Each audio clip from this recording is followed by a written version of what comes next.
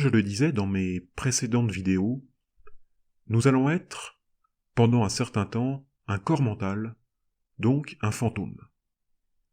Cette durée, elle va dépendre de plusieurs conditions, et notamment de notre capacité à ne pas accorder d'importance aux choses, à s'y détacher, mais aussi de notre karma.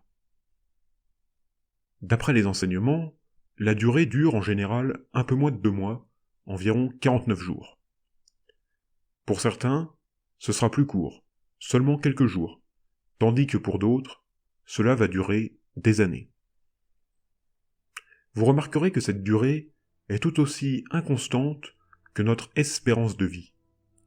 En effet, avant de mourir, certains vivent plus d'1 siècle, et d'autres meurent jeunes, alors que la moyenne d'âge est d'environ 75 ans. Ainsi, ce qu'on pourrait appeler notre espérance de mort, dans la 3e phase transitive suivant la mort, est équivalente à 49 jours. Les fantômes qui perdurent pendant des années se retrouvent coincés dans cette phase parce qu'ils ne parviennent pas à conclure ou à abandonner leur vie qui vient de s'achever.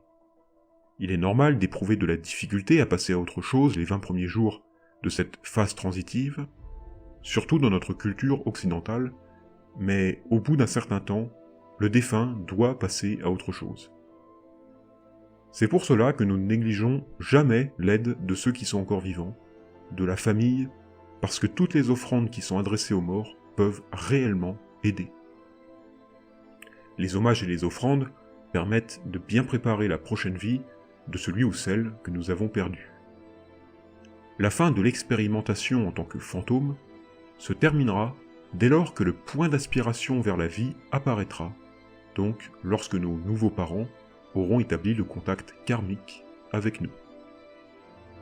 Mais pour d'autres, ce point d'aspiration arrive très vite. Il ne reste que peu de temps fantôme. Il s'agit essentiellement des êtres ayant accumulé un karma très positif et qui n'ont fait souffrir personne, et qui ont aussi su pratiquer la méditation. Leur renaissance sera très positive. Pour ceux qui auront un karma nuancé, il y aura une partie aléatoire, avec un point d'aspiration qui se présentera par défaut, vers une renaissance soit positive, soit négative. Ce sera tout aujourd'hui pour cette vidéo, on se retrouve la semaine prochaine pour une nouvelle vidéo.